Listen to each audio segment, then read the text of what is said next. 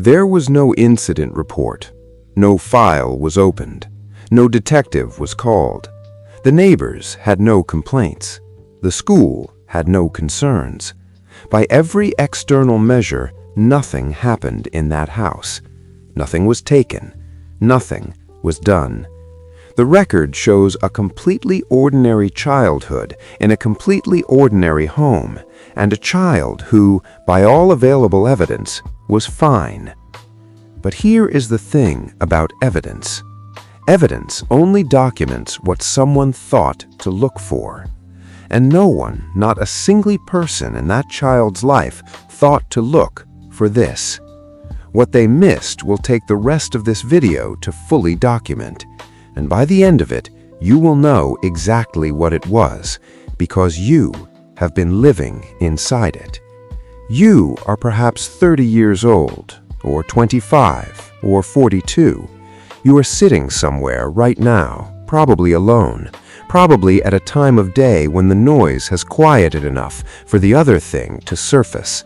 The thing underneath the productivity, underneath the competence, underneath the version of you that functions so well that most people who know you would be genuinely surprised to learn that something is wrong. And something is wrong. You know this. You have known it for a long time. You just have never been able to locate it precisely, never been able to point at a specific incident and say, there, that is where it started, that is the thing that did this. Because there is no incident to point to. There is no scene. There is no before and after.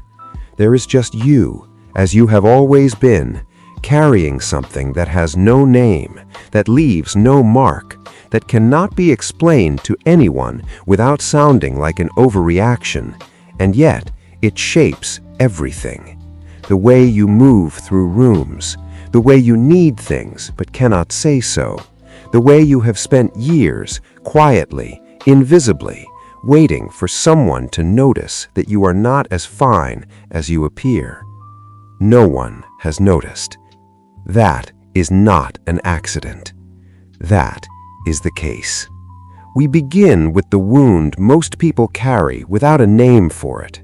And we begin here because this is the one that hides best. Not the wound of being hurt, the wound of being missed, the wound of growing up in a house where nothing dramatic happened, and yet something essential was consistently, quietly not provided. And the child adapted to that absence so completely, so intelligently, so early, that by the time they were old enough to have language for what was wrong, they had already concluded that nothing was. The invisible child is the hardest case to open, because the invisible child closed it themselves before anyone else could. Let us look at the evidence. The parents in this case loved the child. We need to establish this because it is both true and entirely beside the point. And understanding why it is beside the point is the first thing that has to be understood. Love is not the same as attunement. Love is what a parent feels. Attunement is what a child experiences. And attunement is specific. It is the moment when a child expresses something, fear or joy or devastation, or the particular overwhelming confusion of being small in a world that is too large, and the parent shifts, turns, receives it, not to fix it, not to manage it, not to redirect it towards something less inconvenient, simply to meet it, to look at the child and say, without words but with everything, I see that this is real. I see that it belongs to you. I am not going anywhere. You know the feeling of that, not the presence of it, the absence of it, the specific, particular feeling of something going unmet, of reaching fully and finding air where a person should have been. That moment of being received, that specific, physical, relational experience of mattering is not supplementary to a child's development. It is the foundation of it. It is how a child learns that their interior life is real, that their feelings are accurate, that they exist fully in the perception of another person. when it is consistently absent, when the child reaches and reaches and reaches, and the parent is there but not quite there, present but not receiving, loving but not attuned, the child does not think, "My parent is failing me." The child is not capable of that conclusion. Instead, the child reaches a different one, built not in the mind but in the nervous system, installed so early it feels less like a belief and more like a fact. The problem is me.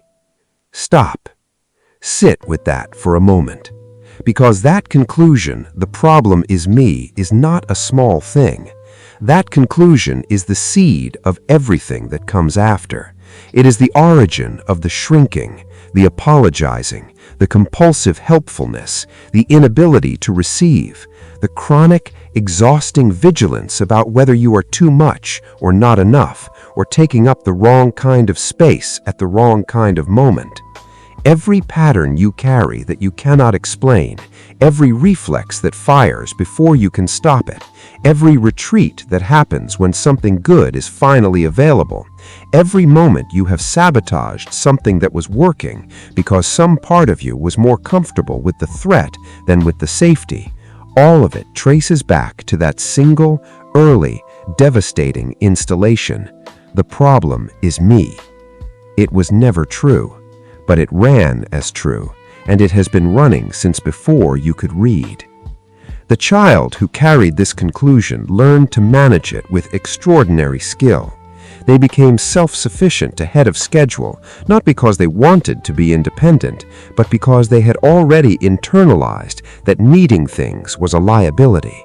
They became expert at reading rooms, at sensing the emotional temperature before they entered it, at making themselves useful, frictionless, easy to keep. They learned to take up the exact right amount of space, not too much, never too much, but never quite fully present either, never quite fully real, always slightly at an angle to their own existence, watching themselves from the outside in, the way that people do when they were never fully permitted to inhabit themselves from the inside. The teacher called them self-sufficient. The parent called them easy, the family called them fine, and the child stood in the middle of all of that approval and felt, without being able to name it, entirely alone.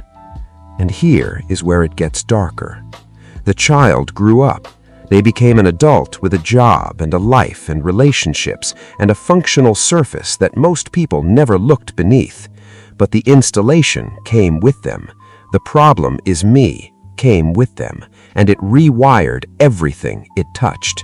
It rewired the way they chose partners, people who confirmed the installation, who were just unavailable enough to feel familiar, who required the same calibrated giving without asking that the child had perfected in that first house, in those first years. It rewired the way they experienced success as a temporary stay of execution rather than evidence of their own worth, something to be immediately followed by the question, yes, but what happens when they find out? It rewired the way they experienced being loved, not as a relief, not as an arrival, but as a problem to be solved, a threat to be neutralized, because love was the thing that could be withdrawn, and withdrawal was the original wound. And so the safest thing to do with love was to not fully receive it, to hold it at arm's length, to stay just detached enough that when it left, and it would leave, the installation said it would leave, you would survive the going. And if you are watching this right now and something in you is very, very still, that stillness is recognition. That is your nervous system acknowledging something it has known for a long time and has never heard said out loud. That is the feeling of a case being opened that should have been opened years ago. If something in this case is already familiar, stay.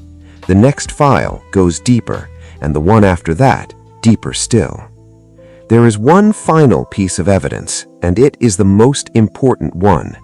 The invisible child, grown into an adult, almost never knows they were invisible. They know something is wrong. They know the patterns are there.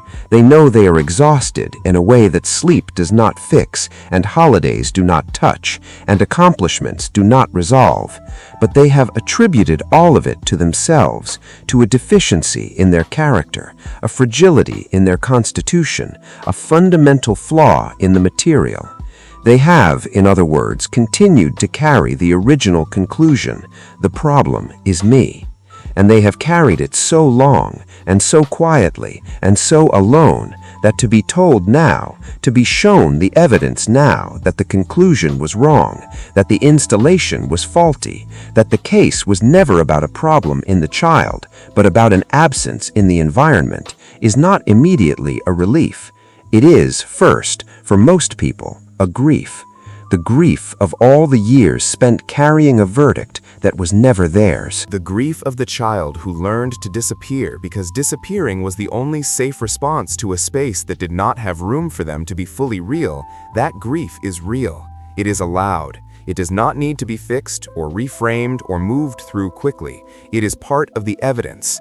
It is, in fact, the evidence that the wound was real, even when nothing could be seen. After everything the evidence is shown, here is where we land. Not guilty. Not guilty of the shrinking, not guilty of the monitoring, not guilty of the elaborate and exhausting systems you built to stay safe in relationships that required you to need nothing. Not guilty of the years you spent not knowing because no one gave you the language. Not guilty of being the child who was easy when they should have been seen. The child who became invisible did not fail. They adapted intelligently, efficiently, in the only direction available to them, and the adaptation kept them alive and functional and present in a space that gave them very little to work with. That is not a character flaw. That is engineering under pressure. You were not invisible because you were not enough. You were invisible because the people responsible for seeing you were looking somewhere else, at their own wounds, their own histories, their own unexamined inheritances, and the cost of that looking away was paid entirely by a child who had no choice but to absorb it. That cost was recorded in you. But the debt was never yours, the verdict was never yours, and the story that says the problem was always you, that story is not evidence. That story is the crime. This case does not close today. It does not close in a single video, a single moment of recognition, a single viewing of a single file on a channel you found at a time of day when the noise had finally quieted enough for the real thing to surface. But something shifts when a case is opened. Something changes when the wound is named instead of performed around, when the pattern is seen instead of just endured, when the child who learned to disappear is finally examined carefully and found to have been worth seeing all along. Every day a new case opens here. Every file follows the evidence wherever it leads. Every verdict lands the same way. Come back for the next one. The case was never opened until now.